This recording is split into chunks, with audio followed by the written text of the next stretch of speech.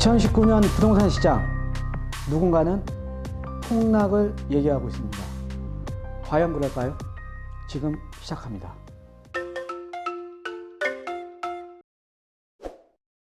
예, 안녕하세요. 드림부동산 투자연구소 대표 정창래입니다.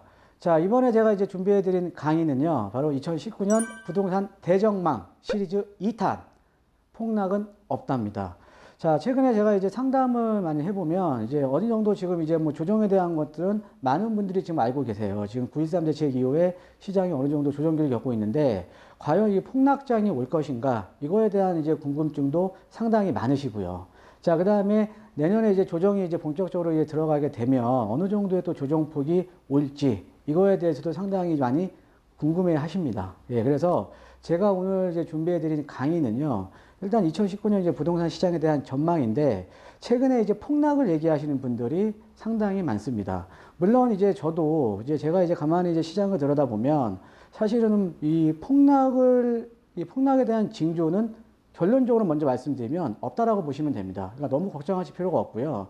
우리가 이제 합리적인 추론, 그다음 합리적인 팩트 아래 우리가 시장에 대한 전망을 해봐야 되는 거잖아요. 자, 그런데 우리가 폭락자들이 말하는 폭락이라는 거는 사실은 어떻게 보면 공포감을 또 두려움을 조성을 하는 거죠. 그래서 오늘은 팩트를 두고 제가 오늘 강의를 시작하도록 하겠습니다. 자, 그래서 2019년 부동산 시장 대전망, 폭락은 없다, 시작하겠습니다. 자, 지금 보시면 이제 먼저 이제 부동산 시장 현황을 한번 봐야겠죠. 이제 9.13 대책 이후에 지금 이제 현재 시장에 대한 현황을 한번 살펴보면, 자, 서울과 수도권 지역 단기적으로 많이 급등을 했잖아요. 그렇죠? 이제 9.13 대책 이전까지 해서 단기적으로 상당히 많이 급등을 했습니다. 이 급등 이후에 전체적으로 보면 지금 조정기를 지금 겪고 있는 거죠. 예, 조정기를 겪고 있고요. 자, 그 다음에 이제 하나하나 한번 따져보면, 자, 우리가 강남 쪽 같은 경우 있죠. 이제 강남 쪽 같은 경우에 재건축 아파트에 대한 호가가 일정 부분 지금 많이 하락을 한 상태입니다. 자, 그 다음에 이제 우리가 강북 지역에 이제 대표적으로 지금 오타가 나왔네요. 얘는 용산이에요. 용산. 예, 용산. 자, 우리가 대표적으로 우리가 이제 준강남권이라고 이제 볼 수가 있는 마포라든가 용산, 그 다음에 성동, 상대적으로 이제 이 강북권에서도 선호도가 좀 높은 지역이죠. 자, 이런 지역들 같은 경우도 약간 좀 조정을 받고 있는 추세입니다. 예, 받고 있는 추세고요. 자, 그 다음에 이제 보시면 전체적으로 이렇게 지금 9.13 대책 이후에 좀 조정기를 겪다 보니까 일단 시장이 이런 거죠. 이 9월 이전에는 매도인이 우위에 있던 시장에서 지금 매수인이 우위에 있는 지금 시장으로 지금 바뀌고 있습니다. 예, 바뀌고 있고요. 그래서 지금 이제 거래 절벽, 지금 거래 공동화 현상이 지금 벌어지고 있다라는 거죠. 자, 한번 이제 데이터를 놓고 한번 다시 한번 또 설명을 드리도록 하겠습니다. 자, 데이터를 보면 이게 지금 2018년 서울시 아파트 거래량입니다. 이 거래량을 한번 놓고 살펴보면요. 자, 우리가 이제 1월달하고 2월달, 3월달 같은 경우에는 거래량이 상당히 많이 늘어났죠. 예, 거래량이 상당히 많이 늘어났습니다. 그러다가 4월달에 어떤 일이 있었죠? 예, 4월달에 양도소득세 중과조치가 들어갔죠. 어디에서? 예, 모든 지역 아닙니다. 예, 조정 대상 지역에서, 그러니까 규제 지역에서만 이제 양도소득세 중과 조치하고 이제 장기보유특별공제가 없어졌죠. 그래서 이때부터 이제 거래량이 급등을 합니다. 거래량이 이제 급하락을 하죠. 급하락을 하다가, 자, 이제 7월달 이제 거치면서 점점 거래량이 늘어나서 9월달에 지금 거래량이 정점을 찍죠. 그런데 이 수치는요, 지금 실거래가가 신고된 그 수치예요. 그러니까 어떻게 보면 지금 9월 달에 이만큼이 신고가 됐다라는 거는 7월이나 8월 달에 거래가 그만큼 많이 됐다라는 거죠. 예, 이해되시죠? 자, 근데 이렇게 일어날 수 있었던 해프닝이 어떤 거냐면 바로 이제 7월 달 요쯤에서 두 가지 해프닝이 있었습니다. 하나는요, 지금 이 보유세가 생각했던 것보다는 좀 약하게 나왔다라는 거죠. 예, 정부에서 발표했던. 그 다음에 두 번째, 이제 뭐 서울시장에 이제 뭐 그 용산이라던가 이제 여의도 통개발 같은 이런 어떻게 보면 시장을 자극할 수 있는 것들이 이제 이 당시에 이제 나왔다라는 거죠. 자, 그러면 이제 시장을 자극을 하면서 이제 거래량이 많이 급등을 했고요. 그다음에 9.13 대책 이후에 이제 거래량이 줄어들었는데 실질적으로는 10월달 거래량도 좀 높은 편인데 이 10월달 거래량도 9.13 대책 이전에 이제 거래가 된 걸로 그러니까 거래가 됐다라는 걸로 이해를 하시면 되겠습니다. 예, 우리가 보통 이제 실거래가 신고가 이제 거래량 이제 거래 통계에 잡히는 건데, 이 실거래가 신고라는 거는 계약일 이후 60일 이내에 신고를 하는 거예요. 그래서 10월 달에 지금 이 거래량도 잡힌 것도 어떻게 보면 실질적으로는 뭐 8월이나 9월 초 정도에 거래가 됐던 걸로 이해를 하시면 되겠죠. 자, 그런데 뭐 이거는 조금 그런데 제가 이제 그래프를 그려 보니까요. 참 이상하죠. 이 그래프가요, 이렇게 갔다가 쭉 떨어졌다가 또 올라가요. 쭉 떨어집니다. 뭐가 생각나시죠? 예, 저는 지금 금방 갑자기 생각난 건데, 롤러코스터가 생각이 납니다. 롤러코스터가 생각이 나죠. 그죠? 자, 이렇게 거래량이 확 늘었다가 줄어들었다가 갑자기 올라갑니다. 그러니까 이게 사실 어떻게 보면 비정상적인 시장이라는 거죠. 예, 비정상적인 시장. 예, 우리가 롤러코스터 어때요? 예, 스릴을 맛보려고 롤러코스터를 타는 거잖아요. 예, 지금 그래프 자체가 올라갔다 확 떨어져요. 또 올라갑니다. 확 떨어집니다. 예, 비정상적인 시장입니다. 예. 여기에 대해서 좀 더 제가 말하고 싶은 게 많은데 일단은 시간적인 여유가 없으니까 그냥 넘어가도록 하겠습니다. 예. 자, 그래서 부동산 시장 또 현황을 보면 상대적으로 지금 뉴타운이라던가 재개발은 상당히 지금 강세입니다. 예, 가격이 떨어지는 게 없어요. 그 이유가 뭐냐면 아까 재건축 같은 경우에는 지금 가격이 조정을 받고 있잖아요. 자, 근데 뉴타운이나 이제 재개발 같은 경우는 첫 번째로 어떤 거냐면, 자, 재건축에 비해서 규제가 느슨합니다. 일단 우리가 재건축 초과이익 환수제 같은 이런 규제가 좀 강화가 되고 있지만, 재개발 같은 경우는 재개발 초과이익 환수제 이런 거 없잖아요. 그렇죠? 그러니까 세금에 대한 부담이 적다라는 거죠. 자, 그다음에 이제 재건축 같은 경우에는 뭐 이제 아시는 분은 아시겠지만, 그 재건축 같은 경우는 재건축 아파트는 조합 설립 인가가 되면 조합원 지위 양도가 금지가 됩니다. 그러니까 재건축 내가 팔고 싶어도 못 파는 거고 사고 싶어도 못 사는 거예요. 그러니까 거래를 못 하게끔 만들었다라는 거죠. 근데 그거에 비해서 물론 이제 재개발 같은 경우에도 물론 이제 제한이 있지만, 이 재개발 같은 경우는 관리처분 이후부터만 거래가 안 됩니다. 관리처분 이후부터만. 예, 그러니까는 어때요? 재건축에 비해서 재개발이 상당히 규제가 느슨하죠. 근데 이 가격이 오르는 이유는 왜 오르냐? 바로 다음 장에 있습니다. 신규 아파트. 그러니까 신규 아파트에 대한 선호도는 높은데, 신규 아파트가 공급이 될 만한 것들이 없는 거예요. 그러니까 신규 아파트가 공급이 될 수 있는 뉴타운 재개발이 지금 강세라는 거죠. 자, 그 다음에 지금 현황을 보면 신규 아파트 같은 게 어때요? 지금 입주 예정인 아파트들, 지금 입주하고 있는 아파트들 어때요? 신규 아파트는 지금 조정 없이 가고 있습니다. 신규 아파트는요. 조정 없이 가고 있고요. 자, 그 다음에 임대사업자, 여러분 꾸준하게 지금 증가하고 있습니다. 임대사업자가요. 그러니까 이제 시기적으로 보면은 올 4월 달에 확 증가를 했고, 그 다음에 9.13 대책 이전에서 확 증가를 했고요. 그 다음에 이제 또 증가폭이 지금 점점 다시 줄어들었다가 점점 늘어나고 있어요. 임대사업자가 지금 증가를 하고 있다라는 거죠. 자, 그 다음에 또 하나를 보면 지금 증여, 뭐 부부간의 증여라든가 자녀들한테 증여하는 증여가요. 지금 사상 최고치입니다. 이 의미가 어떤 거냐면요. 임대사업자가 증가를 한다. 그 다음에 증여 매물이 증가를 한다. 시장에 물건이 실종되는 겁니다. 그러니까 매도운 물건들이 실종이 되는 거죠. 왜 그러냐? 임대사업자 등록하면, 자, 세제적인 혜택을 받으려고 임대사업자를 등록을 하는 거 아니에요? 자, 그런데 임대사업자를 등록을 하면 혜택도 주어지지만 일단은 그 혜택을 받으려면 의무가 있겠죠. 의무 중에 이제 하나가 8년 이상 의무적으로 보유하셔야 돼요. 8년 동안 시장에 물건이 나올 수 없다라는 거죠. 자, 그 다음에 증여 같은 경우 이제 부부간의 증여를 보면 우리가 이제 뭐 그 종합부동산세라든가, 그러니까 보유세라든가, 이게 보유세 같은 그러니까 종합부동산세는 인별합산이잖아요. 그렇죠? 인별합산이기 때문에 앞으로 보유세가 강화가 되면은 어때요? 그런 것도 좀 피해가기 위해서 부부간의 증여를 많이 한다라는 거죠. 왜? 부부간의 증여는 6억 이하까지는 비과세거든요. 자, 그러면 부부간의 증여를 하게 되면 이 부부간의 증여 같은 경우에는 5년 내에 만약에 양도를 하게 되면 그걸 증여로 보지 않고 양도로 보게 됩니다. 그러니까 양도소득세 또 내야 된다는 거죠. 그러니까 증여를 한다라는 것 자체도 부부간의 증여 같은 경우에는 물건이 또 5년 동안 안 나오는 거예요. 그 다음에 자녀들한테 또 증여를 많이 하거든요. 왜? 양도소득세가 너무 높으니까, 양도소득세율이 너무 높으니까 상대적으로 낮은 증여를 많이 한다라는 거죠. 근데 결론적으로는 증여를 하는 입장에서는 그 자식들한테 증여를 하는 입장에서는 과연 그 지역이 선호도가 떨어지는 지역에 해줄까요? 아니라는 거죠. 강남권 같이 투자 가치가 있는 지역에 증여를 해준다라는 거죠. 그럼 곧 증여 물건들이 또 늘어난다라는 거는 시장 내에 유입되는 물건이 점점 줄어들 수밖에 없다라는 거죠. 근데 중요한 거는 임대사업자가 늘어나고 그 다음에 증여 매물들이 지금 역대 최다고 이 물건들이 강남 상부를 중심으로 해서 상당히 많이 비율적으로 높아지고 있다는 거죠. 상대적으로 주거 선호도가 높은. 예, 이렇게 보시면 됩니다.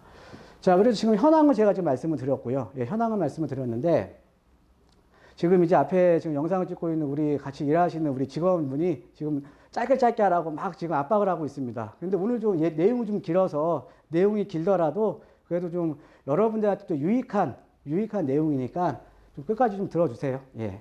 자, 저도 좀 말을 좀 빨리 하겠습니다. 더 빨리 하겠습니다. 근데 어떤 분은 또 연락 오셔갖고 말씀이 너무 빠르다고 말이 너무 빠르다고 천천히 하라고 하는데 제가 좀 말도 빠르고 좀 성격도 많이 급합니다. 좀 이해 좀 부탁드리겠고요. 자, 그 다음에 이제 시장에 대한 분석을 한번 해볼게요. 자, 시장에 대한 분석을 해보면 신규 아파트에 대한 선호도는 여전히 높습니다. 그러니까 사실은 최근에 아파트 가격이 오는 것도 새 아파트를 중심으로 해서 아파트 가격이 올랐고 그 다음에 5년차, 10년차 아파트 가격 상승률이 높아요. 그러니까 여전히 새 아파트에 대한 선호도는 높다라는 거죠. 자, 근데 두 번째, 신규 아파트, 새 아파트에 대한 선호는 높은데 새 아파트 공급은 여전히 적어요. 제가 그 예전 강의에 제가 올려드렸잖아요. 자, 어때요? 서울의 연평균 아파트 수요는 4만 가구인데 2005년도부터 2011년도까지 서울의 아파트 공급량은 3만 9천 가구였고 2012년도부터 그 이후에 통계치가 3만 1천 가구였습니다. 그러니까 2012년도부터는 거의 해마다 9천에서 만 가구 정도가 아파트가 수요에 비해서 부족했던 거예요. 그러니까 그 수요에 비해서 공급이 부족했던 게 쌓여서 이번에 폭등 장세를 연출을 했었다라는 거죠. 근데 신규 아파트 공급은 더 적어질 수밖에 없다는 거죠. 왜? 뉴타운 출구 전략이라는 어떻게 보면 정비구역을 해지를 해주면서 우리가 정비구역을 통해서 아파트 공급이 돼야 되는데 정비구역이 지금 해제가 되고 있잖아요. 그러니까 정비구역이 해제가 된다는 것은 신규 아파트 공급이 더 적어지는 겁니다. 그러니까 앞으로 중장기적으로 보면 신규 아파트 공급은 더욱더 적어질 수밖에 없다는 거죠.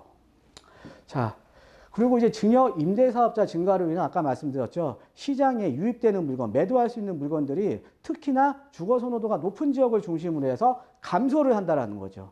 예, 지금 이게 시장입니다. 자, 그래서 한번 보면 이 그래프를 한번 볼게요. 예, 그래프를 보면 서울시의 신규 입주 임대사업자가요. 큰 폭으로 늘어났던 게 두 번 늘어났어요. 한 번은 4월 달에. 왜? 4월 달에 어떤 해프닝이 있었냐? 4월 달에 당위주택 임대사업자에 대한 혜택이 종료가 됐습니다. 그러니까 4월 이전에 큰 폭으로 늘어났고요. 이번에 9.13 대책에 보면은 9월 이전에도 한번 큰 폭으로 늘어났다라는 거죠. 근데 전체적으로 보면 우리가 지난해하고 한번 또 비교를 해봐야 될 거 아니에요. 지난해하고 올해 임대사업자 등록 건수가 전체적으로 또 늘어나는지 안 늘어나는지 보겠습니다. 자, 보면 작년에 같은 경우는 이런 식이었죠. 예, 이런 식이었는데 지금 올해 같은 경우는 어때요? 확 늘어났죠. 올해 같은 경우는. 그렇죠? 작년하고 비교해 보면 올해 같은 경우는 쭉 늘어나는 거예요. 근데 얘가 지금 이제 2017년까지 올해까지인데 요 도표 한번 보세요. 지금 최고로 거래가 됐던 게 7,300건이에요. 자, 그런데 지금 어때요? 이번에 늘어난 거는 2018년도 거 한번 보죠. 2018년도 거 보면 자, 아까 평균치보다는 지금 얘가 아까 7,000대가 가장 컸는데 지금은 어때요? 9,000대, 6,000대, 7,000대 작년보다는 평균치가 훨씬 높잖아요. 그렇죠? 그러니까 평균적으로 보면 지난해보다 등록자 수가 지금 꾸준하게 늘어나고 있다는 거죠. 예. 그러니까 도표로 보니까 좀 이해가 되시죠? 그렇죠? 그러니까 임대사업자 등록 건수가 지금 계속 늘어나고 있다는 겁니다. 예. 자, 그 다음에 이제 신문에 특히나 좀 헤드라인에 많이 뜨고 있는 내용들이 주택 증여 올해 9만 건 역대 최다. 그 다음에 집하느니 물려준다. 왜? 양도소득세보다는 증여세가 세율이 더 낮기 때문에. 그러니까 세금은 더 절약할 수가 있다는 거죠. 근데 증여는 그러니까 자손들한테 내가 증여를 한다 그래도 선호도가 떨어지는 지역은 안 하겠죠. 당연히. 그죠? 예. 그러니까 올해 주택 증여 건수는 선호도가 높은 지역을 중심으로 해서 역대 최대치를 기록을 하고 있다. 벌써. 예. 자, 이렇게 보시면 될 것 같습니다. 그래서 시장에 대한 분석을 더 보면 자, 이런 거죠. 서울에 인구가 지금 지속적으로 감소를 하고 있잖아요. 그렇죠? 자, 일반적으로 우리가 폭락론자들이 주장하는 게 바로 이겁니다. 서울의 인구는 지속적으로 감소를 한다. 그냥 전체적으로 지금 최근에 나온 통계치도 보면 드디어 출생률이 지금 1명 이하로 내려갔어요. 그러니까 2명이 만나면 1명을 안 낳는 겁니다. 출생도 지금 역대 최저치죠. 어찌됐든 지금의 우리가 출생률을 유지하게 되면요. 지금 우리가 예상치로 보면 2030년부터는 인구가 최정점을 찍고 그때부터는 줄곧 하락을 한다는 거죠. 그럼 우리가 인구가 줄어든다라는 것은 당연히 주택에 대한 구매 수요가 줄어드는 거잖아요. 그럼 주택 가격이 떨어질 수밖에 없다. 이게 대표적으로 폭락론자들이 주장하는 겁니다. 자, 근데 그에 대한 반론으로 보면요. 자, 많은 게 있는데 지금 많은 것들이 반론을 할 수가 있는데, 이제 간단하게만 제가 말씀드릴게요. 자, 총 가구 수는 계속 증가를 해요. 왜? 자, 이런 거죠. 우리나라가 예전에는 대가족화해서, 그 다음에 우리가 경제성장기를 거치면서 대가족화해서 핵가족화 됐잖아요. 근데 지금은 이제 핵가족화해서 1, 2인 가구 수가 급격하게 증가를 하고 있습니다. 지금 현재 서울 도심권만 보면 1, 2인 가구가 전체 가구 구성비의 한 2, 3% 정도가 되거든요. 자, 그런데 2025년도까지 해서 1, 2인 가구가 65%로 늘어난다는 거죠. 그럼 1, 2인 가구가 지금 폭발적으로 늘어나고 있다는 의미는 주택에 대한 유효 수요도 지금 폭발적으로 증가를 하고 있는 겁니다. 그러니까 우리가 1, 2인 가구가 늘어나는 이런 것들로 보면, 그래서 우리가 아파트 같은 경우도 상당히 어떻게 보면 과거에 비해서는 소형 평형이 지금 강세잖아요. 그렇죠? 그러니까 이런 게 전체적인 게 다 가구 구성비하고 이제 다 연관이 돼 있다라는 거죠. 자, 그 다음에 서울에서 생활하는 인구. 그러니까는 지금 서울 같은 경우 인구가 계속 줄어들고 있는데, 희한하게 주거는 경기도에서 하지만, 서울 외곽 지역에서 하지만, 서울에서 생활하는 인구는 또 계속 늘어나요. 이 의미가 어떤 거예요? 이 의미가 어떤 거냐면, 서울에서 생활하는 인구가 늘어나고 있다는 의미는 언제든지 기회만 되면 서울로 들어오려는 수요들은 상당히 많다는 겁니다. 이해되시죠? 예. 물론 사실 이 내용 가지고 어떻게 보면 1시간 정도도 강의가 부족해요. 근데 간단하게 지금 팩트만 체크를 해드리는 겁니다. 자, 제가 기회가 되면 또 한번 제가 좀 자세하게 좀 말씀을 드릴게요. 자, 요건 이제 도표예요. 이 도표를 보시면요. 자, 지금 요 파란색은 지금 서울의 인구가 줄어들고 있는 겁니다. 그러니까 인구가 좀 줄어들고 있죠. 그 다음에 요 주황색은요.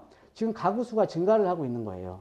그러니까 반대죠. 인구는 줄어드는데 가구 수는 증가를 해요. 그러니까 가구 수가 증가를 하니까 주택에 대한 구매 유효 수요는 늘어나고 있는 겁니다. 가구 수가 분화가 되니까. 예, 이해되시죠? 예. 자. 그래서 이제 시장에 대한 전망을 해보면, 자, 여러분, 시장은요, 폭락은 지금 현재 시장 상황에서는 불가능합니다. 폭락은 없어요. 근데요, 그렇다고 해서 제가 무조건적으로 상승을 한다라는 상승론자는 아닙니다. 근데 중요한 거는 우리가 시장은 합리적으로 전망을 해야 한다라는 거죠.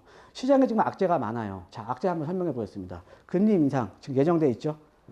자, 대출 규제. 자, 대출에 대한 규제가 들어가니까 주택을 구매할 수 있는 수요 자체가 점점 줄어드는 거 아닙니까?